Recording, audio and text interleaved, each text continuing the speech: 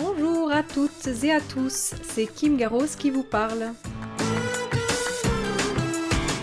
Pour les passionnés d'EBP ou simples curieux, et parce qu'il ne devrait pas être difficile de se tenir au courant des dernières avancées scientifiques, Physio Network France et l'agence EBP vous offrent ce podcast.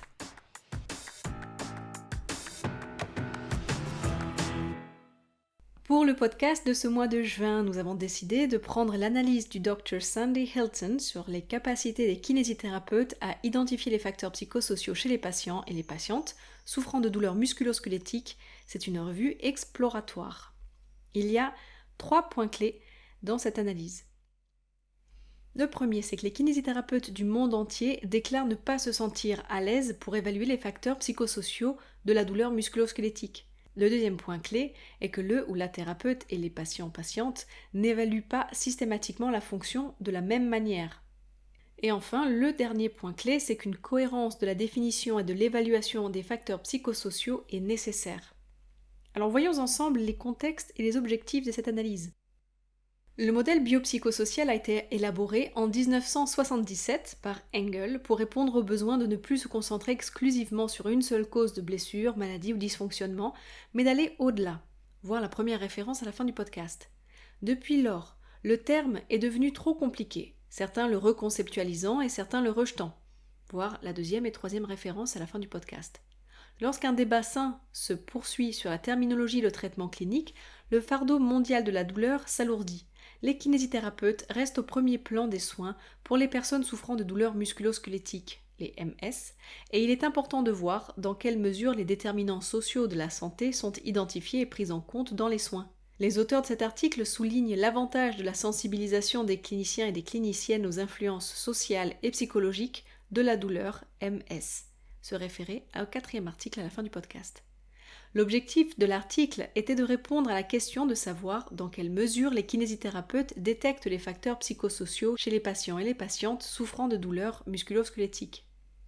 Voyons ensemble les méthodes utilisées. Il s'agit d'une revue exploratoire, différente d'une revue systémique, qui fournit un résumé des meilleures preuves sur un sujet. Une revue exploratoire fournit un examen descriptif plutôt qu'une évaluation basée sur la qualité des preuves. Se référer au 5e article à la fin du podcast. Cette revue comprenait des études quantitatives et qualitatives en anglais datant de 2000. Bien qu'il s'agisse d'une revue exploratoire, les auteurs ont évalué la qualité des études à l'aide de Mixed Method Appraisal Tool. Voyons ensemble les résultats. Sur les 4018 études originales, 2864 ont été examinées et 20 ont finalement été incluses dans cette revue. Les kinésithérapeutes sont globalement peu aptes à identifier les facteurs psychosociaux lors de leur évaluation par autodéclaration et par observation.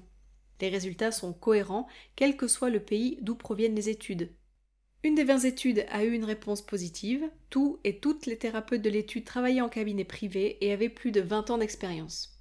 Alors quelles sont les limites de cette analyse et de cette étude ? Un ou une seule examinateur ou examinatrice a réalisé l'évaluation. Il est possible que d'autres points de vue aboutissent à une conclusion différente. La qualité des preuves est faible, et enfin la définition des facteurs psychosociaux et la meilleure façon d'évaluer ces facteurs ne sont pas cohérentes. Quelles en sont les implications cliniques ? Alors il est intéressant et triste de voir à quel point les kinésithérapeutes ne sont pas à l'aise dans l'évaluation des composantes psychosociales de la santé. Pour obtenir de telles informations, il suffit d'interroger le ou la patiente et de l'écouter. Est-ce le court laps de temps durant lequel les thérapeutes sont censés voir un ou une patiente toutes les 20 minutes, dans les cliniques très fréquentées, qui empêche ces informations de faire partie de la conception du traitement ? Les thérapeutes trouvent-ils ou trouvent-elles ces informations inutiles ? Les thérapeutes estiment-ils ou estiment-elles qu'elle est hors de leur portée d'identifier les diagnostics spécifiques qui a amené le ou la patiente en thérapie ?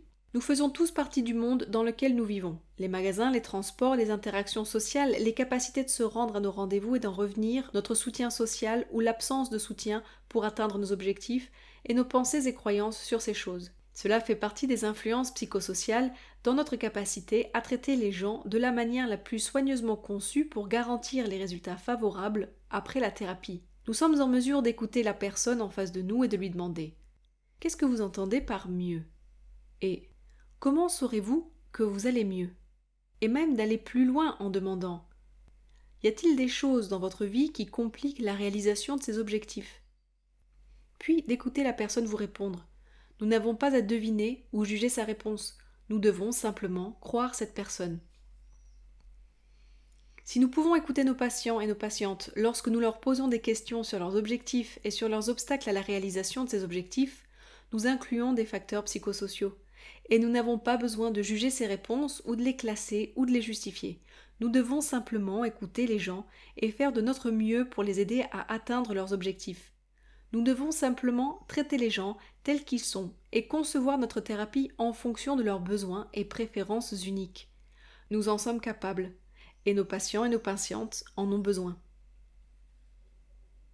La référence de cet article est la suivante, Hennings, Smith, de 2022, The ability of psychotherapists to identify psychosocial factors in patients with musculoskeletal pain, a scoping review, dans le Musculoskeletal Care.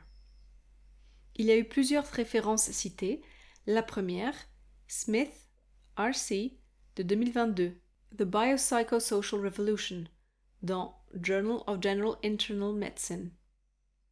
Deuxième référence, Cormack, B. et collègues, 2022, The Biopsychosocial Model is lost in translation, from misrepresentation to an inactive modernization, dans le Psychotherapy Theory and Practice. Troisième référence citée, Cohen, Weissman et Kintner, de 2022, Pain is not a thing. How that error affects language and logic in pain medicine, dans le Journal of Pain.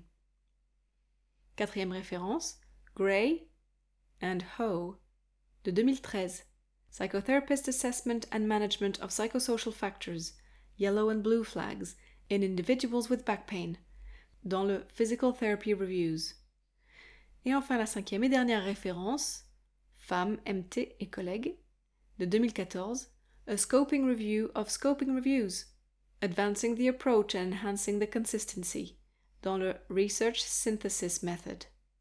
J'espère que vous avez trouvé cette analyse pertinente et que vous retrouverez confiance dans votre analyse des facteurs psychosociaux. Quant à moi, je vous retrouve au mois de juillet.